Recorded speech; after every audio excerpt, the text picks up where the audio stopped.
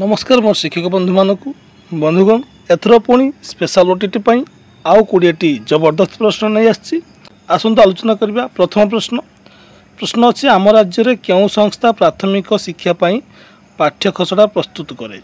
Jar ठीक उत्तर हो option B TE and SCERT. TE and SCERT प्राथमिक शिक्षा पाठ्य खसड़ा प्रस्तुत करे। परवर्ती प्रश्न देखु केउटी शिशुर शारीरिक अभिवृद्धि को बुझाए।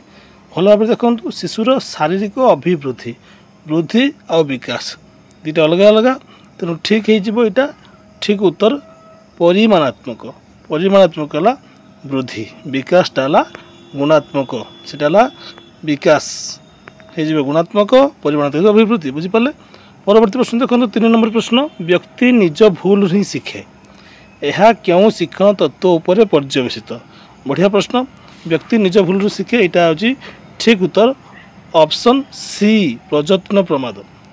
व्यक्ति भूल करिबो एवं से भूल ठीक हम बारंबार भूल शिखे प्रयत्न प्रमाद मन रखु। परवर्ती प्रश्न मूल्यांकन केते प्रकार।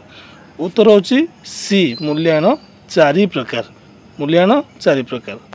परवर्ती प्रश्न को जिबा शिक्षार्थी मानकर शैक्षिक दोष दुर्बलता क्यों मूल्यांकन द्वारा होता है। बढ़िया प्रश्न शिक्षार्थी मान शैक्षिक दोष दुर्बलता क्यों मूल्यांकन द्वारा होता है।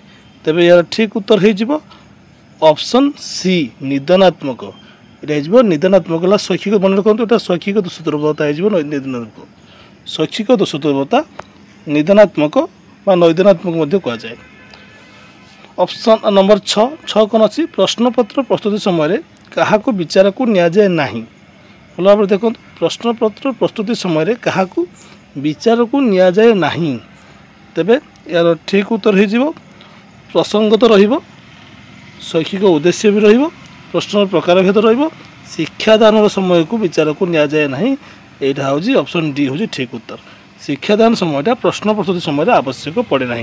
परवर्ती प्रश्न मनोविज्ञान हूँ डैश। मनोविज्ञान हूँ डैश। तेबे ठीक उत्तर हो ऑप्शन डी आचरण संपर्कीय विज्ञान। यहाँ हूँ ठीक उत्तर आचरण संपर्कीय विज्ञान हूँ मनोविज्ञान। 8 नंबर केउटी अभिप्रेरणार एक उपादान नुहे। केउटी अभिप्रेरणार एक उपादान नुहे। ए है प्रशंसा बी पुरस्कार सी प्रोत्साहन डी अभ्यासीकरण। तेबे ठीक उत्तर हो अभ्यासीकरण। यहाँ हूँ ठीक उत्तर अभिप्रेरणार एक उपादान नुहे मात्र ये 3टा उपादान मन रखते प्रशंसा पुरस्कार प्रोत्साहन एटा सब उपादान अभ्यासीकरणटा अभिप्रेरणार उपादान नुहे बुझीपारे। एवं तेरे बंधुगण एमती नुआ नुआ प्रश्न पढ़ाई चैनल को एवं सब्सक्राइब करनी। 9 नंबर प्रश्न देखु 2 ରୁ 6 वर्ष बयस को क्यों अवस्था कहुए। 2 ରୁ 6 वर्ष बयस को क्यों अवस्था कहुए। जहाँ ऑप्शन हो ठीक उत्तर हो आद्य बाल्य अवस्था। कौन कहते आद्य बाल्य अवस्था। 10 नंबर देखु क्यों पद्धति द्वारा शिक्षक शिक्षार्थी गोष्ठीगत आचरण अध्ययन करती। क्यों पद्धति द्वारा शिक्षक शिक्षार्थी गोष्ठीगत आचरण यहाँ हो ऑप्शन बी पर्यवेक्षण पद्धति। 11 नंबर प्रश्न देखो मनर विश्लेषणात्मक व संश्लेषणात्मक प्रक्रिया को वृद्धि कहुए। यह कहार वक्तव्य। मनर विश्लेषणात्मक और संश्लेषणात्मक प्रक्रिया ये 2टा शब्द को देखु वृद्धि कहुए। यहाँ कहार वक्तव्य।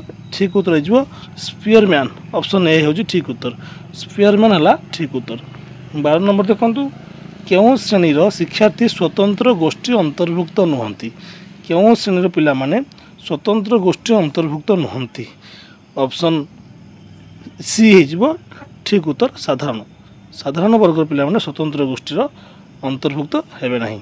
13 नंबर देखु क्योंटी एक मात्रा सूचक पाठ्य उपकरण अटे। मात्रा सूचक तेबे ठीक उत्तर हो प्रतिरूप। ऑप्शन डी हूँ ठीक उत्तर प्रतिरूप। कलापटा नुहे स्थिर छवि नुहे प्रदर्शन बोर्ड नुहे प्रतिरूप हूँ तार ठीक उत्तर। 14 नंबर देखो प्राथमिक विद्यालय छात्र छात्री माने क्यों उपाय अभिज्ञता अर्जन करती। प्राथमिक विद्यालय छात्र छात्री माने देखो अत्यंत छोट पिला माने सेमाने अनुकरण करेंगे 3 ରୁ 5 वर्ष भितर। जो प्राथमिक विद्यालय को आसीगले 6 ରୁ अधिक बा 5 ରୁ भी अधिक से दरकार पर्यवेक्षण ता भी वास्तव पर्यवेक्षण। ठीक उत्तर हो वास्तव पर्यवेक्षण। परवर्ती प्रश्न କେଉଁଟି ସୃଜନଶୀଳ ଚିନ୍ତନର ଉପାଦାନ ନୁହେଁ? କେଉଁଟି ସୃଜନଶୀଳ ଚିନ୍ତନର ଉପାଦାନ ନୁହେଁ? ତେବେ ଅପସନ୍ ଏ ହେଉଛି କେନ୍ଦ୍ର ପ୍ରସାରୀ, କେନ୍ଦ୍ରାଭିମୁଖୀ, ନମନୀୟ, ନୂତନତ୍ୱ। ତେବେ ସୃଜନଶୀଳ ମାନେ କ୍ରିଏଟିଭିଟି ପାୱାର ବଢ଼ିବା ପାଇଁ ହେଲେ ଆମକୁ ଏସବୁ ଦରକାର, ମାତ୍ର ଏଇଟା ଦରକାର ନାହିଁ। ବି ହେଇଯିବ ଠିକ୍ ଉତ୍ତର, ଯେଉଁଟାକି ଆବଶ୍ୟକ ନାହିଁ। ବୁଝିପାରିଲେ? 16 ନମ୍ବରକୁ ଦେଖନ୍ତୁ, କେଉଁଟି ମୂଲ୍ୟାୟନର ସାଧନ ନୁହେଁ? କେଉଁଟି ମୂଲ୍ୟାୟନ ସାଧନ ନୁହେଁ? ଅପସନ୍ ଏ ଅଛି ଗୃହ କାର୍ଯ୍ୟ, ବି ଚେକଲିଷ୍ଟ, ରେଟିଂ ସ୍କେଲ୍, ପ୍ରୋଗ୍ରେସ୍ କାର୍ଡ଼।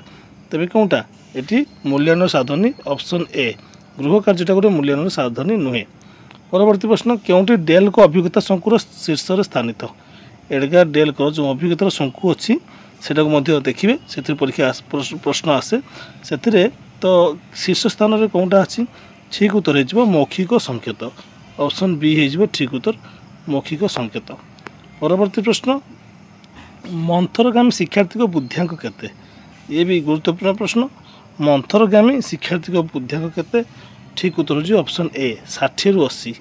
ଇଏ ହେଲା ମନ୍ଥରଗାମୀ ଶିକ୍ଷାର୍ଥୀଙ୍କ ବୁଦ୍ଧିଆଙ୍କ। 19 ନମ୍ବର, ଗୋଟିଏ ଶ୍ରେଣୀରେ ପ୍ରବେଶ କଲାବେଳେ କେଉଁ ପ୍ରକାର ମୂଲ୍ୟାୟନ କରାଯାଏ?